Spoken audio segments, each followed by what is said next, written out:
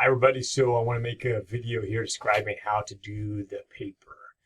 So in a nutshell, this paper has four independent standalone responses. So this is not going to be like a typical paper where you guys have like a certain theme and you follow that theme or the argument through the whole paper.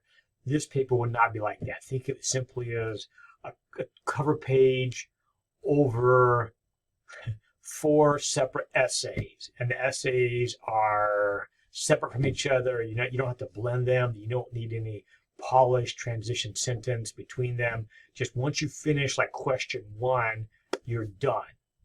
That's it. Done. You move on to two, completely separate prompt, separate answer. Once you finish two, you're done. And again, you'll have four of these all total. And it's going to be based on the books read for class, Churchill and Orwell.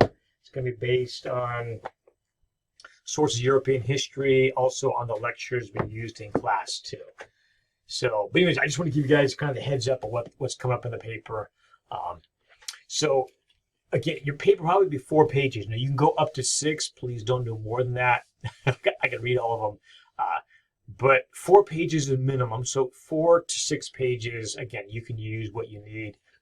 But 4 to 6 pages based on those sources I just mentioned. Also, a couple more things. Citation, you guys use in Chicago style. That's what historians use. It's very similar to MLA, though. They help you guys out a little bit. The font style should be New Times Roman, and the font size should be 10 to 12, spacing, double, margin, standard. So don't change the margins. Sometimes students, trying to squeeze more pages out of not much text, play with the margins and stuff. Please don't do that. I'll probably take off points if you do that. Yeah, it's not. I was a student too. We all notice those things. so don't do that. So, all right. Attach a cover page to your paper. And make sure as you guys are writing your paper that when you are doing a direct quote, and you must quote, you'll be quoting for nearly all these answers.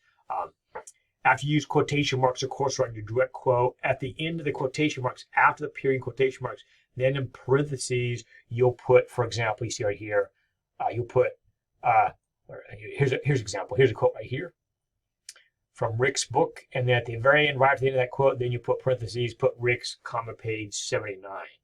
So that's how you guys will cite. If you're citing from the other textbook, Sources of European History, well, it's kind of hard to, you can put Perry, so I don't want to take up too much room. Perry et al. Et al means E-T, period, A-L. That means Perry and others. Maybe I should show you an example of what that looks. And then comma page number. I don't want you to have to write out Perry, Berg, and Krukonis for every citation. That would take up too much space. So Perry, here, let me show you what it looks like. I'll be right back. Okay, we're back. So like magic, let me show you guys. So here is how you will cite from the other textbook. You'll write the author's first name, in this case Perry, then you put comma, E-T, space, A-L, period. That means and others. That way you guys don't have to write out Berg and Krukonis and take up a bunch of space. Just put Perry, comma, E-T, space, A-L, period. Again, that just simply, it's an abbreviation for and others, for 3 or more. And then put comma page number. So that's how you guys will cite for this book. So make sure you give direct quotes. Be critical to do that. And anyways, let's jump in. So I think you guys are ready to go. You will number your responses. Please don't write out the prompt, because you can see if you write the prompt, this would take up half your answer space. So please don't write out the prompt. But I do want you to put number 1. So after you guys have your cover page, on the very top of your first page, after your cover page, you'll put number 1, and then you can jump in. So let me explain how to do this first prompt, or this first response. This first response will take you about a page, but you could go up to a page and a half or so if you need that. So let's take a look. So number 1, in Rick's Churchill and Orwell, Rick argues that Churchill helped give us the liberty we now enjoy. Quote, by his deep commitment to battling the twin threats of fascism and communism posed to liberal democracy. Choose 3 quotes by Churchill from Churchill and Orwell to demonstrate his defense of liberty or democracy, attack upon fascism and communism, and link each quote with a specific document and direct quote from Perry Bergkronis, Source of European History since 1900. So let me explain more, because that's just kind of overview. So specifically, you'll create 3 strong paragraphs to answer this question. For each paragraph, you will first quote directly from Churchill in Churchill Orwell, right there. Briefly explain that quote. You know what? Hold on. Let me put some numbers in here to help you. Okay, sorry about that. I did a little bit of editing to help you guys make this a little more clear. So practically, here's what you do for each paragraph. So at the start of that first paragraph, you will first quote directly from Churchill and Orwell. And let me give you a sample of what I'm talking about. On chapter 6, on page 85, there's a quote from Churchill where he says, this is no war for domination or imperial aggrandizement or material gain. No. War to shut any country out of sunlight and means of progress. It is a war viewed in its inherent quality to establish on impregnable rocks the rights of the individual, and it is a war to establish and revive the stature of man. So you would quote that quote, that's on page 85. And that's what Churchill said, like, look, we're not fighting for a colonial empire, we're not fighting for territory, for new land and so forth. We're simply fighting for core principles, the rights of the individual, and to establish, revive the stature of man. Okay, so you would put that in. So let me show you my little quick cheat sheet here. So in that first paragraph, you would put that quote I just mentioned from Churchill. So you would directly quote it there, you'll cite it at the end of it, and that's how you start. And then you'll put one small, maybe 2 or 3 sentences where you briefly describe the context of Churchill's quote. You can see it right there? That's number 2, which is right here. Briefly explain the quote's context. There we go. There you go. After you do that, I want you to pick a piece from your other textbook that illustrates what Churchill is talking about, that this is a war to protect man, humanity, the rights of the individual. So find a piece in here. Again, you guys can look back what I signed over the semester. You can also use the table of contents to narrow in on one, but the one I chose, and this is on page 166, is Joseph Ross, The Auto da Fe of the Mind. So here, you'll put in the author and name of the piece. In this case, Joseph Ross, Auto da Fe of the Mind. And you'll put that, so let's go back to my little sample right here. So number 3 would go right here. You name the piece, the author and the piece from your textbook, and then you're going to quote directly. And the quote I chose is on page 166 in the left-hand column. It's right here. I'm not going to take time to read it, although maybe I will. It's a great quote. The European mind is capitulating. It's capitulating out of weakness, out of sloth, out of apathy, out of lack of imagination. And then he goes on to say this is the European mind just breaking apart. And that's what Churchill was talking about, right? The right of the individual to think and process. So after you quote that, and again, you put that quote right here. Let's go back to my little sample. So you'll put that quote in right here, and then finally and briefly, maybe in 2 sentences, describe the context of that quote, in this case by Joseph Roth, responding as a Jewish writer to the Nazi persecution of Jews and what that means for Europe and the loss of morality and thought, independent thought. Done. So you'll do that 3 times. So my little sample here showed you 1. So you'll choose a total of 3 Churchill quotes and 3 pieces from your textbook that illustrate those quotes. So this little sample, make sure I'll hold up again. You guys get a look at it. You see 1, the Churchill quote. 2, the context. 3, the name of the piece you guys chose from your other textbook. There we go. The name of the piece and the author. Again, then the brief quote you chose from that textbook and that author, and then give briefly the context to wrap it all up. That would be 1, again, a little bit long paragraph, but 1 long paragraph that has 2 direct quotes, 1 from Churchill, 1 from an author of your choice in your textbook. And then you're describing how this quote here Churchill's quote here is matched by your example of it.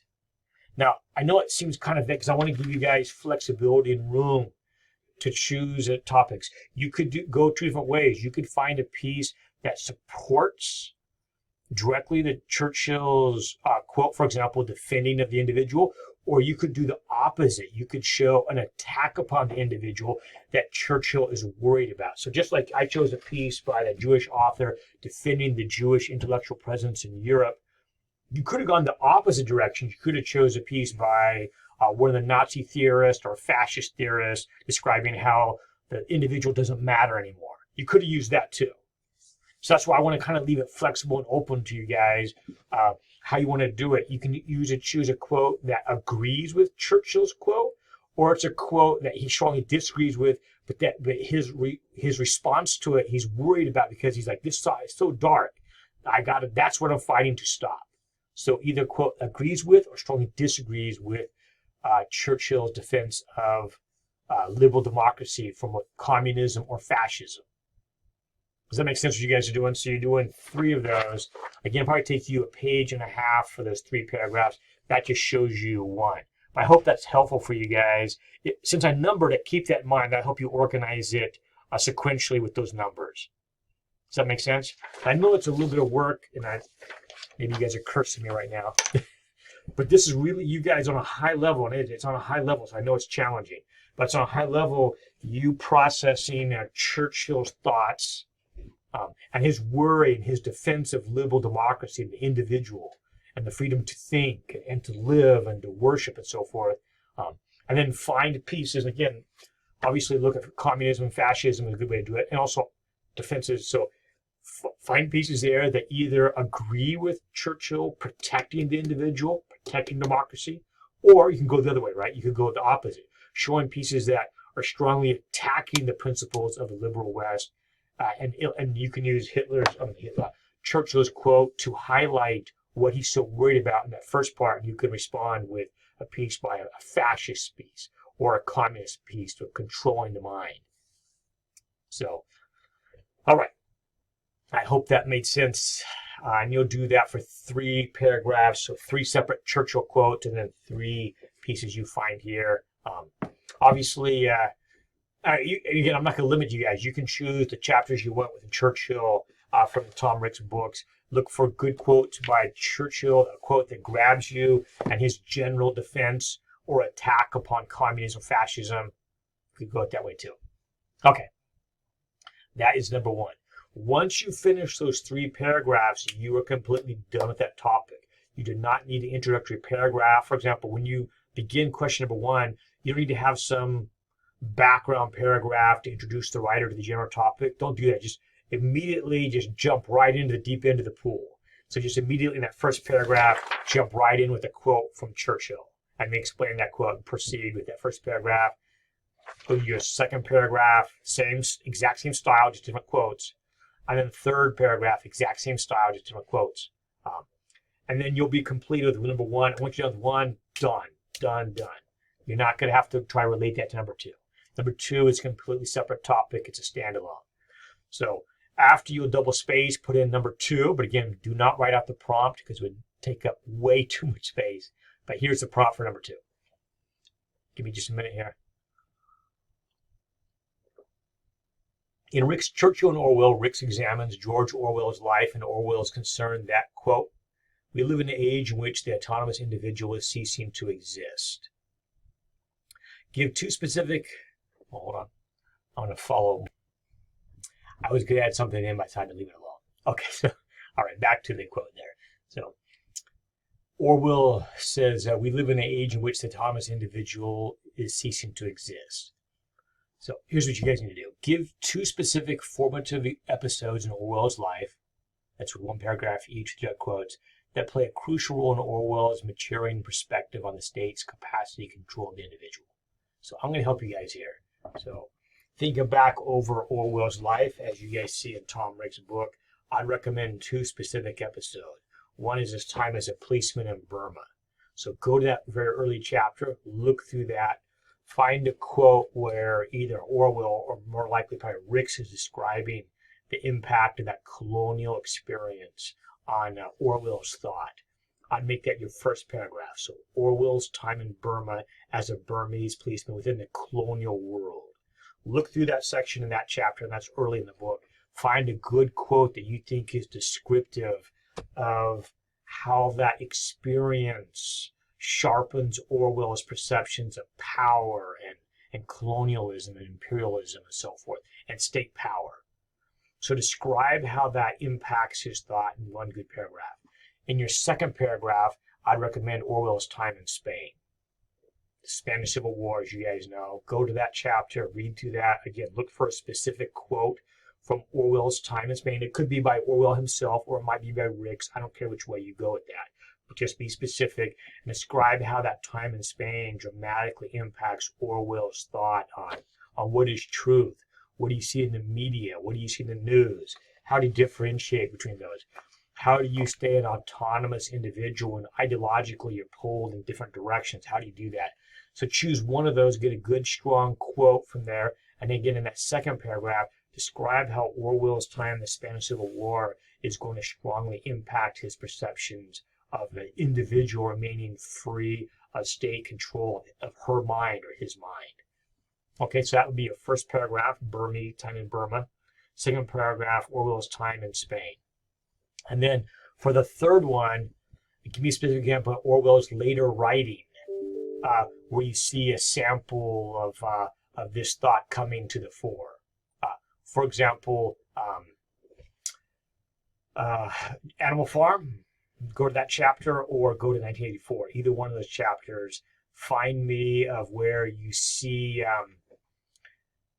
the development or Orwell's thought of state power or group power. Again, either Animal Farm would be a good choice, or 1984. Either way, go to those two separate chapters. Give me a third final paragraph for number 2, where you describe the impact of Orwell's developing thought and worry about the autonomy of the individual and a state trying to crush that. And either one of those, or you can use both, I don't care, maybe. But in that one paragraph, dig into Animal Farm a little bit, maybe quote from it, show us how the power of the individual is being overridden by this ideological revolution, or 1984, either one of those. And that'll be your third paragraph. Make sure, again, you quote in that third paragraph as well. And once you do that, you'll be finished with question number 2. Again, those 3 paragraphs probably take you a page, maybe a bit over a page, maybe a page and a quarter or so. But that'll be wrapped up with number 2. I think you guys enjoyed that one too. It's great. Shotgun Orwell. Okay, at this point, now halfway through the paper, let's get to the last part.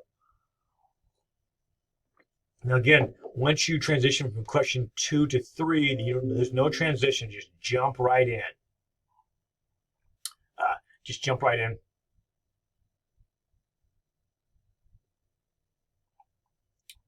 Okay. Okay, so make sure we're still recording. Okay, give me just 1 second here. Okay, let's move on to number 3. So, based on this class of lectures on Ukraine history, first provide, playing devil's advocate, what you believe President Putin's strongest piece of historical evidence that Ukraine is really a part of the Russian Empire. So do that in 1 paragraph, be specific. So, by the way, it makes me uncomfortable even doing this, but intellectually as historians, we need to do this. So, if you were sitting down with Vladimir Putin and ask him, is Ukraine a separate nation? He would say no. So, for this first paragraph, you have to do the uncomfortable thing, the plain devil's advocate. What would be Putin's evidence that Ukraine is not an independent nation? What would that be? Go back to lectures on Ukraine, browse around a little bit.